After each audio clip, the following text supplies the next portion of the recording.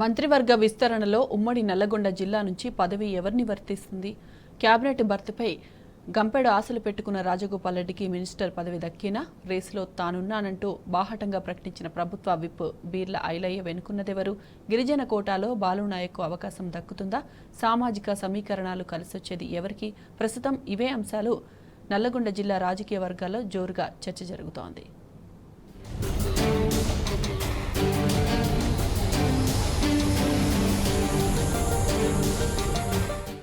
మంత్రివర్గ విస్తరణపై కాంగ్రెస్ అధిష్టానం సుదీర్ఘ కసరత్తు కొనసాగుతున్నది.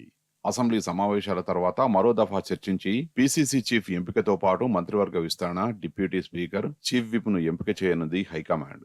మంత్రివర్గ విస్తరణ ఎప్పుడు జరిగినా నల్గొండకు ఒక బెర్తు ఖాయమన్న టాక్ గాంధీభవన్ వర్గాల్లో ఉంది. అయితే ఆ అమాత్య పదవి ఎవరిని వరిస్తుందో అన్న చర్చ జిల్లా రాజకీయ వర్గాల్లో జోరుగా సాగుతోంది.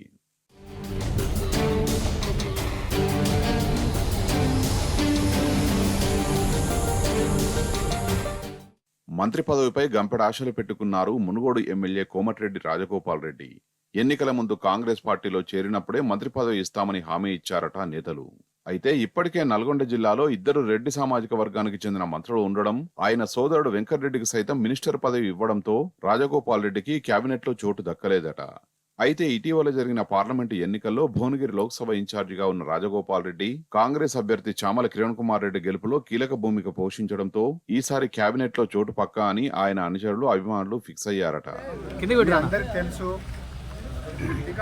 గత 8 నెలలుగా ఒకటి తర్వాత ఒకటి కార్యక్రమాలు, పార్లమెంట్ ఎన్నికలు రావడము, కొన్ని అనివార్య కారణాల వల్ల మంత్రివర్గ విస్తరణ వాయిదా పడడం జరిగింది. రాబోయే రోజుల్లో మరి అధిష్టానం తప్పకుండా ఎంత వీలైనంత త్వరగా ఆ నిర్ణయం తీసుకొని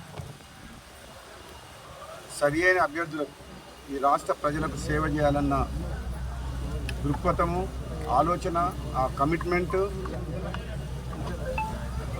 ఉన్న వ్యక్తులకు తప్పకుండా రాబోయే రోజుల్లో వస్తుందని నమ్మకం ఉంది. అందుకని నేను దాని గురించి మంత్రివర్గ విస్తరణ గురించి ఎక్కువ మాట్లాడదలుచుకోలేదు. ఎందుకంటే అది అధిష్టానం పరిధిలో, అది అధిష్టానం నిర్ణయం తీసుకుంటుంది. ముఖ్యమంత్రి గారు అధిష్టానంతో చర్చించి నిర్ణయం తీసుకోవాల్సిన విషయం కాబట్టి నేను ఇంతకంటే ఎక్కువ మాట్లాడలేకపోతున్నాను. Thank you.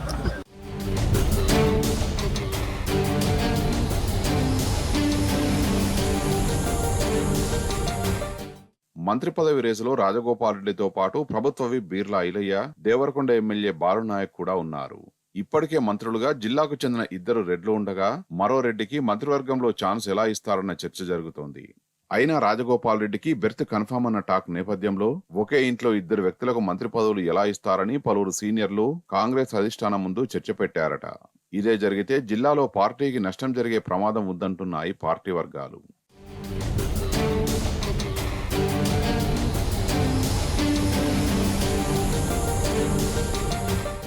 కాగా మంత్రి పదవి రేసులో తాను ఉన్నట్టు ప్రకటించారు ఆలేరు ఎమ్మెల్యే ప్రభుత్వ విప్ బీర్ల ఐలయ్య. మీడియాతో చిట్చాట్ చేసి మరీ ఈ విషయాన్ని తెలిపారు. రాష్ట్రంలో యాదవులు ఎవరికీ మంత్రివర్గంలో చోటు లభించలేదు.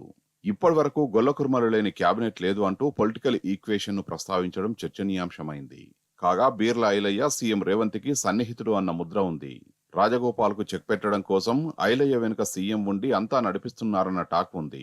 దీనికి తోడు జిల్లా మంత్రి ఉత్తమ్ సైతం రాజగోపాల్ రెడ్డికి మంత్రి పదవి ఇస్తే తన సతీమణి పద్మావతికి కూడా మహిళా కోటాలో పదవి ఇవ్వాలనే ప్రతిపాదన హైకమాండ్ ముందు పెట్టారట. ఐలయ్యకు ఉత్తమ్ మద్దతు కూడా ఉండొచ్చన్న చర్చ జిల్లాలో నడుస్తోంది.